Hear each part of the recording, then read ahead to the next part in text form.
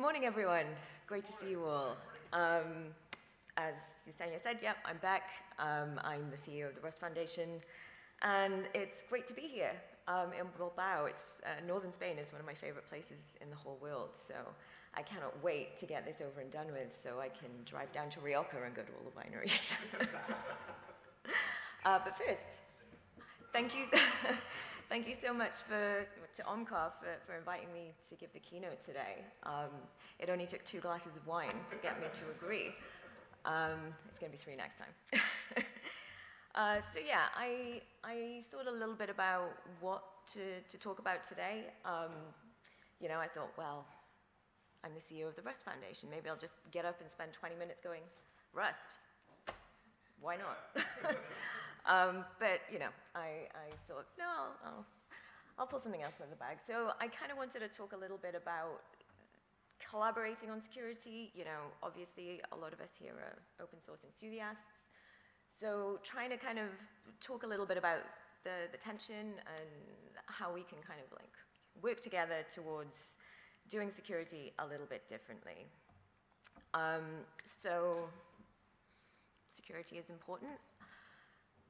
It sounds daft to say that in a room full of security experts and enthusiasts, but you know, it's not always been the case.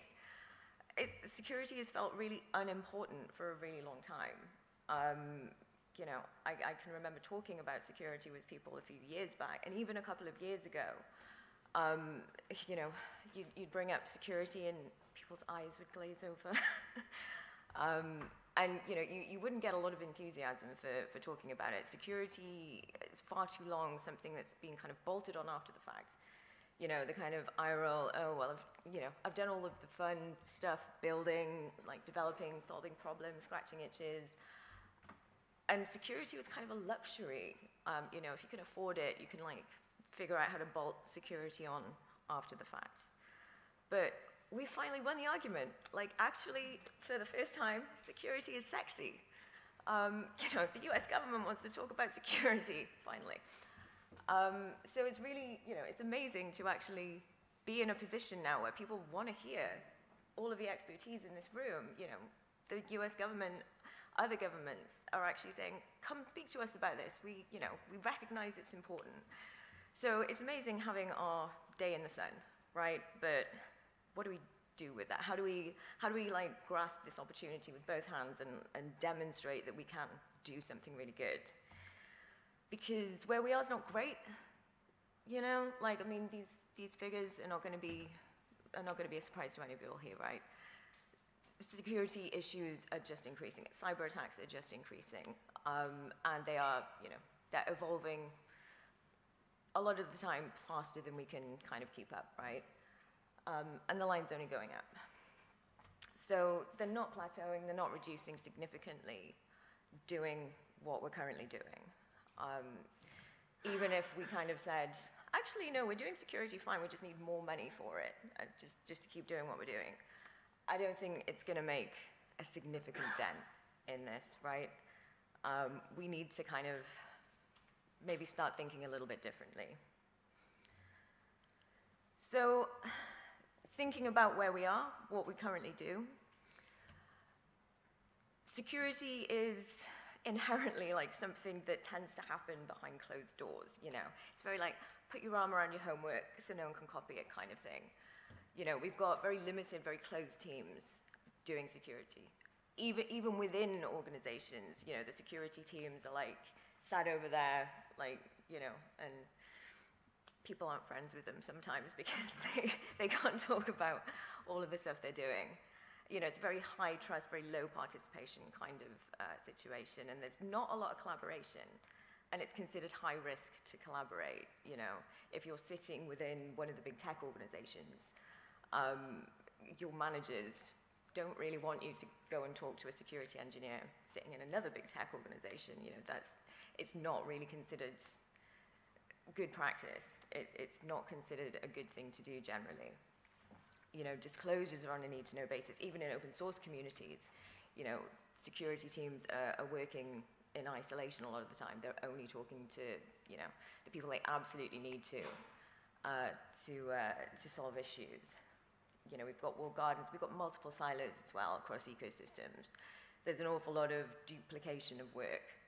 You know, if you've got a security engineer, that person is going to be, you know, focused on your product. It's going to be, okay, what can I do to secure this platform and this product that my employer is employing me to secure? You're not thinking outside of that product. You're thinking about just this thing. So you end up with people just like focused on really small bits of the landscape, really small bits and pieces here and there. And there's always going to be gaps between those. And so what, you know, I mean, like, as long as a lot of organizations, the irresponsible ones that are not in this room, are going to be saying, well, so what, we think my product's okay, so who cares about anything else? But open source is in everything now, right? This is the way it's going. It's not 20 years ago where everyone's writing inside their organization and that's all you have to worry about. You know, open source is in the majority of even proprietary products.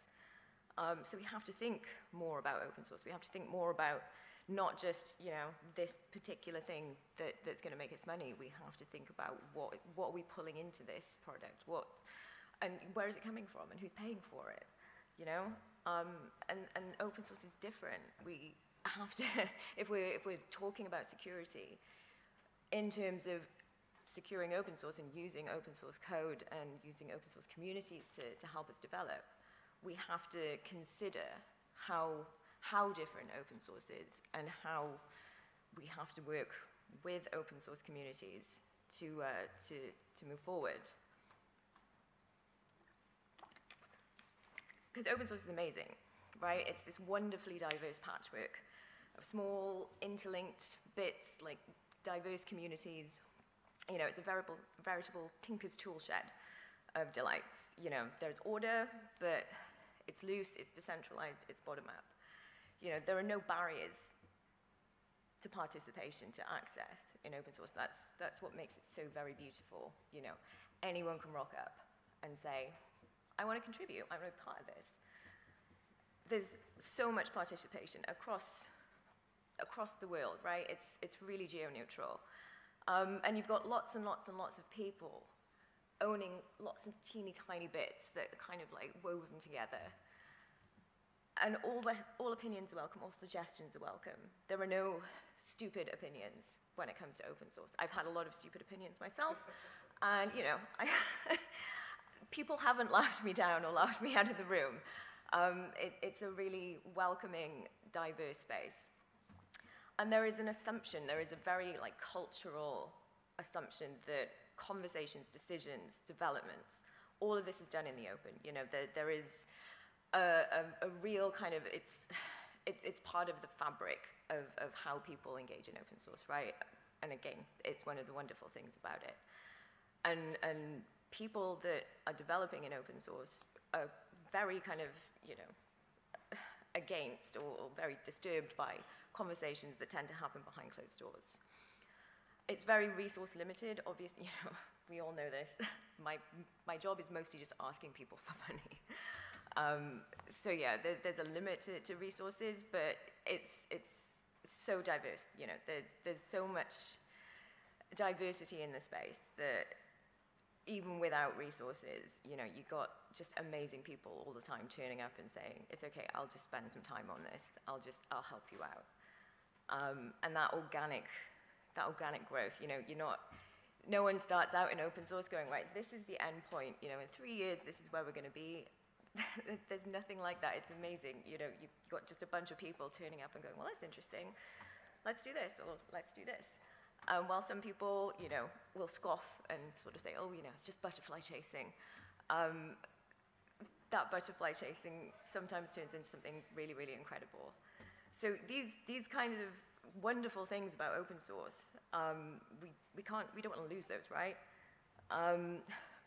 But you know, a lot of those open source behaviors aren't quite compatible. They don't fit really naturally with the kind of security behaviors that we've been kind of embracing for, you know, forever. it's difficult to just easily say, okay, well, yeah, now we're including open source in our kind of security thinking. We can just slot these two together. But it is important for us to figure out. Improving security is not a unilateral effort. You know, Omkar already said it. It's not one person, it's not one project, it's not one sector. We need not only the open source community, but we need foundations, we need governments, we need the private sector. We need to kind of get everyone on board. You know, that history of us kind of keeping our arms around our homework and not really talking to anyone else, that's not going to work for a secure future. Having that kind of collaboration, though, it's easier said than done, right? Frequently, core motivations are not congruent. It's okay for organizations to have a profit motive, you know. It's okay for people to want to make money off of their products. But we need to develop a greater sense of sharing. You know, we really need to be moving towards security for the common good. One of the key actions we need to take is figuring out what that common good is. I've got an idea, but someone else's idea might be different. Everyone in this room might have a slightly different idea about what the common good is. And we need to kind of work together a lot more to figure out, okay, not just picking up pieces of the ecosystem and owning it, but how we knit that together so that there aren't those gaps in between. Because at the moment, you know, it's open source communities that are trying desperately to fill those gaps, to plug those gaps that exist between where corporations are doing really great stuff. And yeah, there's an awful lot of empty space that we kind of need to fill to make sure that all of this works. You know, security breaches, threats, vulnerabilities, they affect the entire ecosystem. So we need to be more engaged. We need to network more. We need to work more together to do those, to plug those gaps. I mean, so this is not the gospel according to Beck. You know, these are just some of my ideas. I want to hear what your ideas are. You know, there's a lot of potential solutions out there, and I'm excited to work with OpenSSF as a new associate member to figure that out. I mean, I think fewer closed silos would be better. You know, there's always going to be some silos, but I think there's huge opportunity for a lot more kind of peer networking, peer support. We have been really fortunate through the Alpha Omega grant that we had to develop our security initiative, and that's actually just been instrumental in something simple as getting some security engineers from different organizations to get the go-ahead to actually talk to each other. That shouldn't be groundbreaking, but it is. You know, having security engineers working for different big tech companies, actually being able to have a conversation and, you know, really kind of dig into, okay, well, I'm doing this, and hang on, you're doing the same thing? Okay, well, maybe we should split our efforts. You know, these are amazing sort of moves forward. There needs to be more open source initiative as well. You know, again, at the foundation, it's great. We have invested in security. We've decided to do that. It's great that there is money available now so that other foundations are doing that in their own ecosystems. And there's a lot more kind of, I think, cross-pollination between different foundations and different ecosystems as well. You know, what works in Rust might not work in Python, but it might. You know, it's really a really great sort of moving forward partnership with different ecosystems, kind of looking at what people are doing, and instead of reinventing the wheel, we're kind of saying, okay, well, I can pick that up and probably use that over here, just in a slightly different way. But I think we also really need to be honest, especially between kind of security work and the open source communities. We need to be really honest about what's possible, because security, whilst it needs to be a bit more open and a bit more collaborative, there's always going to be a need to make some decisions behind closed doors, to make some disclosures after the fact. You know, there are things that cannot be done completely in the open, and that's okay. But I think we need to be really clear as to why. You know, open source communities, a lot of the time, there's an assumption by security engineers that, of course, we would have to make this in a closed room, right? Of course. But actually, it's not, it's not an assumption held by everyone, you know, especially developers, contributors that have never worked in security, that don't have a lot of security education behind them, you know. A lot of these people don't think, oh, well, of course, that's just, you know, they're not being exclusionary, you know. We need to make sure that we're kind of saying, okay, well, no, these things happen this way, and this is why. And it's not because we're trying to leave you out, it's because this is just how it has to happen in order to make the landscape secure for everyone. And I think it's really important to remember, you know, we just have to message properly. We have to make sure that we bring people with us, because if we don't, they're going to go off and do their own thing. They're going to, you know, circumvent whatever we put in place. So yeah, it's bringing the community with us is absolutely critical. And I think a part of that is like stopping competing amongst ourselves. And this isn't just about companies need to stop competing. There's always going to be competition, and competition is healthy. But we need to kind of stop saying, just advocating for ourselves.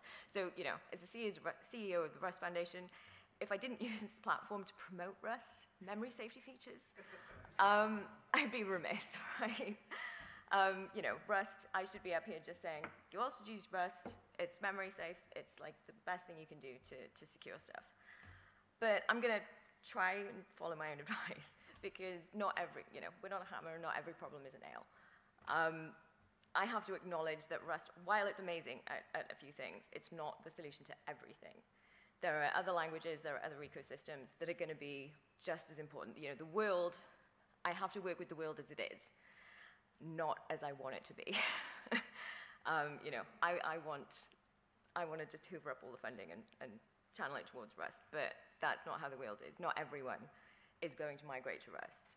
So we have to work with other ecosystems, you know, LLMs in particular, you know, this is a huge and growing area of interest, so we need to work with other people. So we're not competing.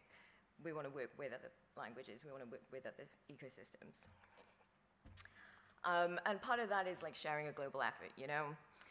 Part of working with the world as it is, not as I want it to be, is acknowledging the challenges, but also like shouting about the points of convergence. Like we need to champion some of these. There's the fact that open source like kind of transcends politics and policy is amazing. Obviously at the moment, you know, we're all talking about what the US government's doing and the RFI, but other countries are doing so much as well. You know, there's convergence between countries that are diametrically opposed in almost every other policy area, but these are countries that are kind of going hard and saying, well, actually, no, we need to funnel money into this as well. So it's incumbent upon us as, you know, stewards of the open source space to facilitate, to lead, to try and get these kinds of issues on the agenda and sort of say, well, actually, you know, don't throw the baby out with the bathwater. Like, just because you are opposed on these things you can work together on because it's good for everyone. It's good for the whole ecosystem. And yeah, you know, there's an awful lot coming down the line. As I said at the beginning, you know, security has been for too long a bolt-on, not a bake-in. And we need to make sure that in our moment in the sun, we're trying to bake in for the future. You know, there's so much innovation happening. I have no idea what we're going to be talking about, what the new thing is going to be this time next year. But it's probably something cool that I don't even understand. And as Omkar said earlier, as I said earlier, you know, baking in security before those things get built is so very important. You know, we just need resources to achieve this. So echoing Omkar, you know, respond to that RFI, but also, you know, push other governments. The US is, I know it's a shock to some of you, but the US is not the only government in the world. You know, there are lots and lots of countries out there that can be pushing on this door as well, that can be innovating and demonstrating best practice. I think we can achieve a huge amount together. I'm really excited to be part of the OpenSSF community. Really excited to talk to you all today. And yeah, you know, I think the future looks really bright. I'm excited for what's going to come. And I think, you know, a new spirit of collaboration, a new spirit of working towards the common good is just going to make the future a lot more bright. So thank you very much. I'll leave it there.